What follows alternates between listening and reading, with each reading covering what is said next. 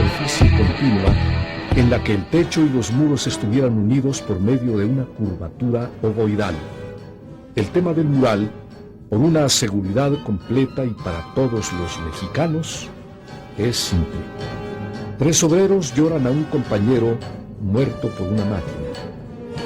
A la derecha, un grupo de mujeres camina con optimismo, llevando en sus brazos un niño, espigas de maíz, flores y un rollo de papel. En medio, un impresionante escorzo de Prometeo que entrega al hombre el fuego de la creación y de la vida.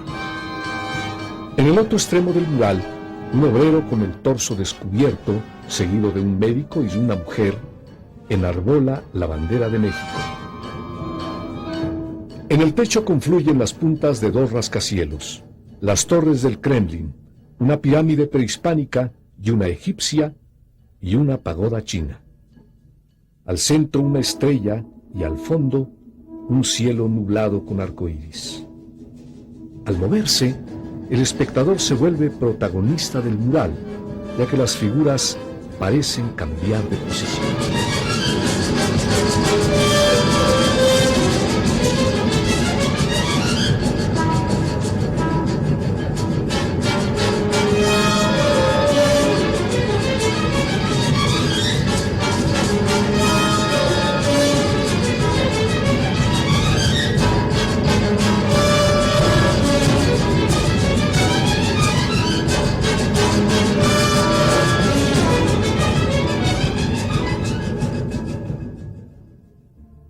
En el exterior de la torre de rectoría de la Ciudad Universitaria en la Ciudad de México, Siqueiros realizó 3 murales: el pueblo a la universidad y la universidad al pueblo, relieve en cemento recubierto con mosaico de vidrio, el derecho a la cultura y nuevo símbolo universitario, ambos con la técnica de vinelita sobre concreto.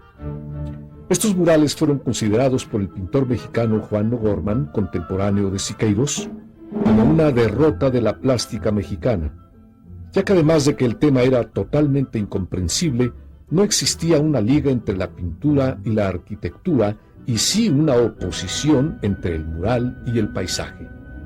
Con su característica habilidad polémica, Siqueiros calificó a la Biblioteca de Ciudad Universitaria, obra de O'Gorman, como gringa vestida de china poblana.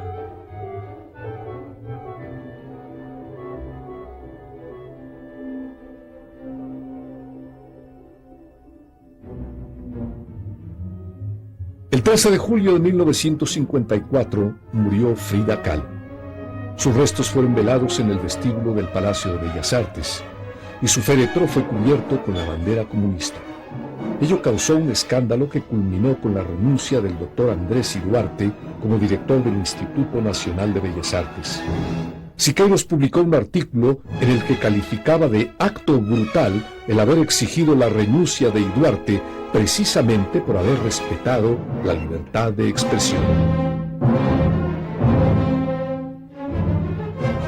En octubre del año siguiente, Siqueiros pronunció un discurso ante la Academia Soviética del Arte en el que señaló que el arte soviético, aunque libre de la influencia estética capitalista, sufría otra clase de cosmopolitismo, el formalismo academicista y el realismo mecánico, lo cual conduce a un arte desnacionalizado e impersonal.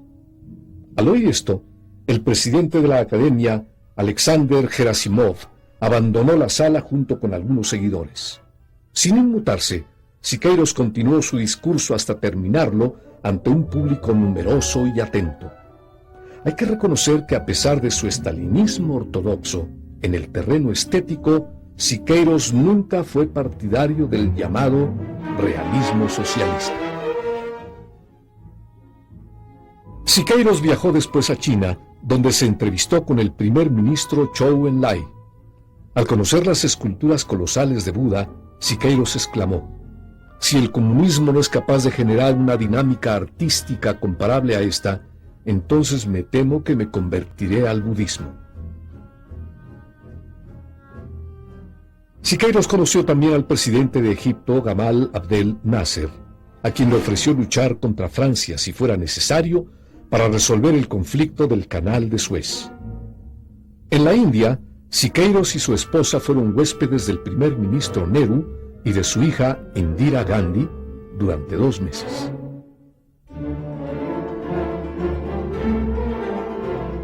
A su regreso a México pintó el mural Apología de la futura victoria de la ciencia médica contra el cáncer, en el Hospital de Oncología del Centro Médico. El mural, realizado en acrílico sobre tela plástica sobre triplay, tiene como subtítulo Paralelismo histórico de la revolución científica y la revolución social. El mural muestra a una comunidad primitiva que ante la enfermedad no le queda más que implorar la benevolencia de los dioses. Un personaje salta de esa etapa prehistórica hacia la hazaña de la libertad y del conocimiento. Se logran los primeros descubrimientos científicos de la medicina, producto de la solidaridad entre los pueblos, así como entre los trabajadores manuales e intelectuales. El resultado es que la ciencia médica y el progreso de la humanidad logran vencer a las enfermedades físicas y sociales.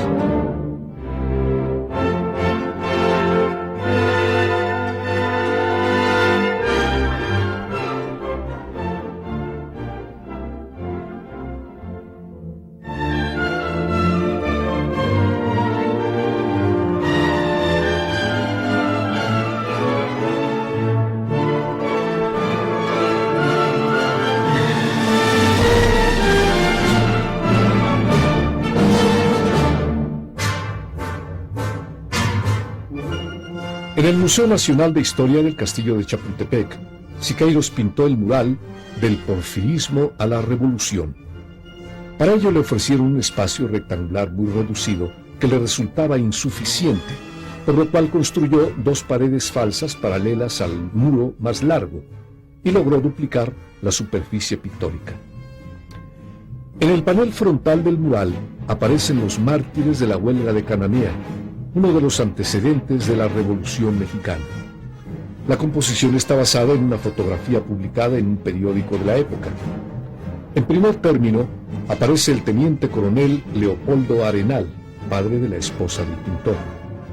En la esquina, una pirámide prehispánica resuelve el problema del ángulo recto formado por los 2 muros.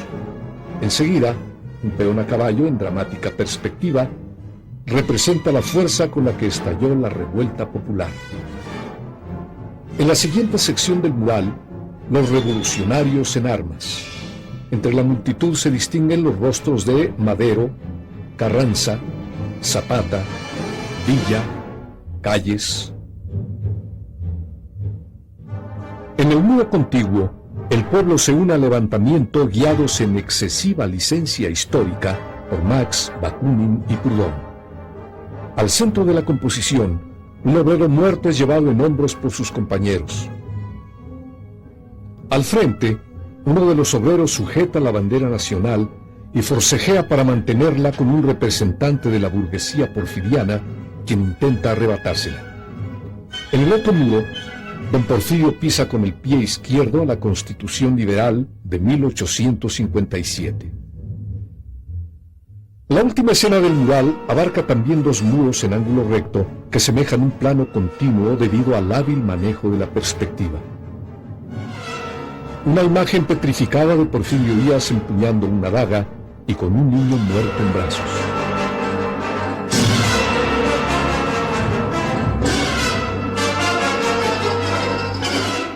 Es cierto que Siqueiros, al igual que Rivera, pintó en los muros oficiales de un gobierno que era todo menos comunista, una versión pseudo-marxista de la historia de México. También es cierto que a la luz del presente, la visión siqueriana de la historia puede resultar simplista, esquemática y maniquea. Sin embargo, el mural posee una fuerza plástica indiscutible que logra impresionar y aún conmover al espectador más crítico.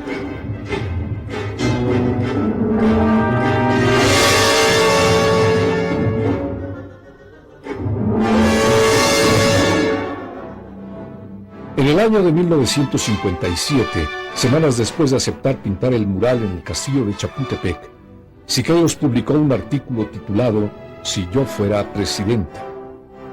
Era el final de la administración de Adolfo Ruiz Cortines. Su texto, como su mural, Retrato Actual de México, tampoco ha perdido actualidad en muchos de sus puntos. He aquí su oferta política. Júzguela usted.